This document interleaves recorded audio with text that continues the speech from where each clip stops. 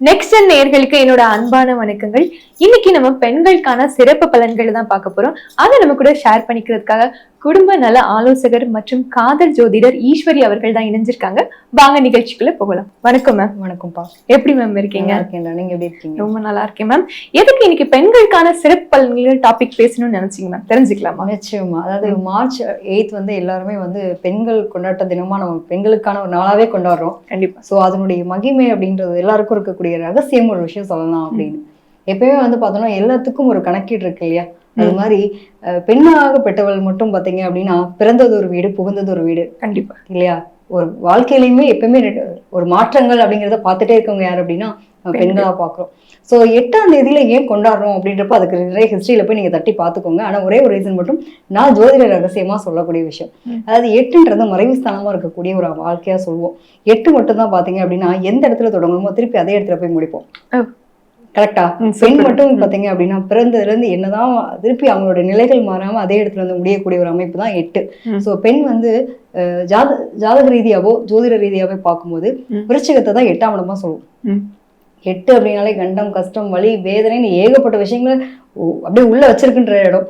மறு ஜென்மம்ன்றத கூட சொல்லுவாங்க. ஏன்னா மறுபிறப்பு ஒரு பெண் வந்து குழந்தை பிறக்கும் போது பாத்தீங்க அப்படின்னா ஒரு எவ்வளவு ஒரு கஷ்டமான ஒரு கண்டிப்பா உயிர் போய் உயிர் வர்றதுக்கான நிகழ்தான்.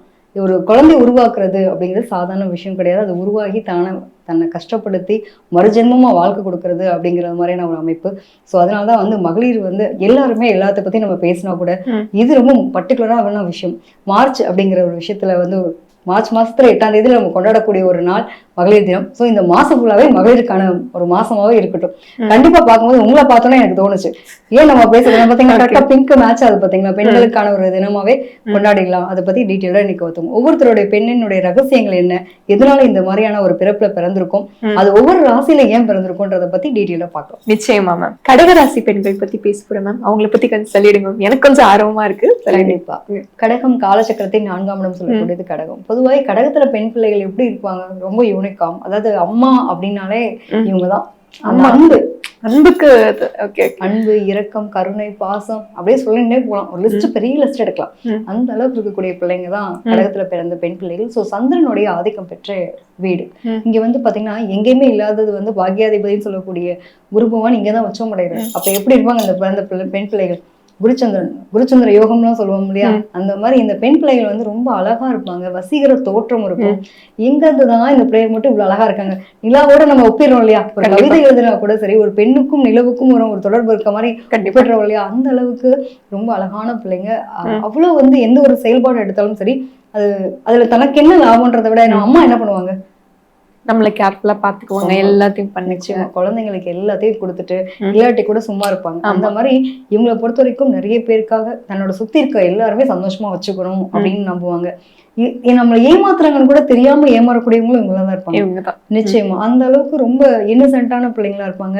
அவ்வளவு அன்புக்கான ஒரு விஷயமா மட்டுமே கொடுக்கறதா இருக்கட்டும், வாங்குறதா இருக்கட்டும், எல்லாமே அம்மா மாதிரி ஒரு வீட்டுல வந்து இவங்களுக்கு ஈடு வேற யாருமே கிடையாதுப்பா. அந்த ஒரு வார்த்தையில முடிச்சிடலாம். அம்மாக்கு ஏதாவது எக்ஸாம்பிள் காட்ட முடியுமா? முடியாது. அந்த மாதிரி கடகராசியில பிறந்த பெண் பிள்ளைகள் எல்லாமே அவ்வளவு சூப்பரா இருப்பாங்க. எவ்வளவுதான் எல்லாமே செஞ்சா ஒரு பாராட்டுன்றது வேணும்ல, கண்டிப்பா கிடைக்கவே கிடைக்காது. அது என்ன பண்றதுன்னு எங்களுக்கும் தெரியல அப்படிங்கிற நிலையில இருப்பாங்க.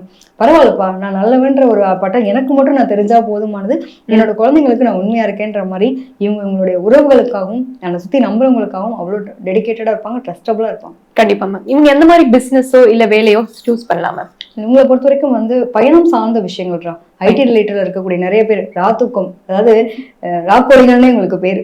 நிறைய பேர் பார்த்திருப்பீங்களே, மோஸ்ட் ஆஃப் கடத்துல பிறந்தவங்க பாருங்க நைட் எல்லாம் முடிச்சுட்டு இருப்பாங்க. இவங்க தான் நிறைய எக்ஸ்ட்ரானரியான கிரியேட்டிவ் மைண்ட் செட் இருக்கும். எனக்கு இருக்க நிறைய இயக்குநர்கள் எடுத்துக்கலாம், இல்லாத விஷயத்த இருக்கிற மாதிரியான வடிவமைச்சு அதை கரெக்டா எழுதுறதுன்றது சாதாரண விஷயமா? கண்டிப்பா. அந்த மாதிரி மீடியா ரிலேட்டட் இருக்க விஷயங்கள் எல்லாமே உங்களுக்கு சூப்பரா இருக்கும்.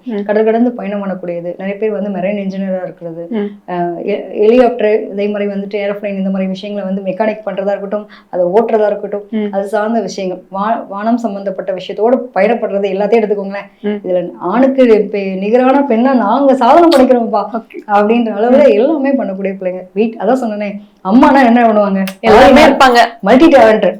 ஒரே விஷயம், எங்களால அடுப்பாங்கரையில இருந்து ஆல் இண்டியால இருந்து ஆல் வேர்ல்டு அப்படின்ற அளவுக்கு பயணம் பண்ண முடியும் எல்லா துறையிலும். இன்னைக்கு எடுத்துட்டோம் அப்படின்னா மோஸ்ட் ஆஃப் வந்து இவங்களை பொறுத்த வரைக்கும் ஒரு சோஷியல் மீடியால ரொம்ப இப்ப பாத்துட்டு இருக்கோம் இல்லையா, ரொம்ப ஒரு பிசினஸ் இன்ஸ்டாகிராம்ல திறந்தா இதை வாங்கிக்கோங்க அதை வாங்கி கண்டிப்பா நிறைய பாக்குறோம்ல. இந்த மாதிரியான பிசினஸ் வந்து எங்களுக்கு நிறைய சூப்பரா இருக்கும். Okay ma'am. இவங்க எந்த மாதிரி விஷயங்களை கவனமா ஹேண்டில் பண்ணணும்? அதாவது ரொம்ப நம்பிக்கைக்குரியவங்களா எல்லாரையும் நம்பிடுவாங்க. அது ரொம்ப இறக்க குணம் அப்படின்றது இருக்கும். யாருக்கு செய்யறோன்றது ஒரு விஷயம் இருக்குல்ல, இறக்க குணம் இருக்கலாம், ஹெல்ப் பண்ணலாம். நமக்கு நம்மளே முதல்ல குத்துறவங்களை பார்த்து நம்ம ஹெல்ப் பண்ணி அதுல என்ன பிரயோஜனம் இருக்கும்? சோ இவங்க ரொம்ப ஏமாத்துறவங்க இருப்பாங்க. இவங்க ஏமாறதுக்கான சூழ்நிலையை இவங்க உருவாக்காம இருக்கிறது நல்லது. எப்பயுமே ஒரு விழிப்புணர்வோட இருந்தாங்கன்னா சூப்பரா இருக்கும். Okay ma'am. இவங்க எந்த மாதிரி கலர்ஸ் சூஸ் பண்ணலாம், இல்ல உங்களுக்கு கோயில் எல்லாம் சொல்லிருங்க? நிச்சயமா இவங்களை பொறுத்த வரைக்கும் ஒரு ஆஷ் கலர் ரொம்ப நல்லா இருக்கும். அதே மாதிரி ஒரு மாதிரி தங்க கலர்னு சொல்லுவோம் இல்லையா, அந்த மாதிரியான கலர்ஸ் உங்களுக்கு ரொம்ப ஹைலைட்டா இருக்கும் உங்களோட லைஃப்ல. கிட்டத்தட்ட இவங்க எந்த நம்பர் அப்படிங்கிறப்போ 2ஆம் நம்பர் உங்களுக்கு ரொம்ப சூப்பரா இருக்கும். உங்களோட லைஃப்ல வந்து எதை யூஸ் பண்ணாலும் 2ஆம் நம்பர்ல பண்ணாங்க அப்படின்னா திங்கட்கிழமையா இருந்தா இன்னும் பெட்டரா இருக்கும். ஏதோ ஒண்ணு இந்த நாட்கள் அப்படிங்கிற மாதிரி. அதே மாதிரி கடல் சார்ந்த பகுதிகள் இவங்களோட மைண்ட் சரியில்லை அப்படின்னா நிச்சயமா இவங்க கடல் பிரதேசங்களுக்கு போயிட்டு வர்றது ரொம்ப சிறப்பு.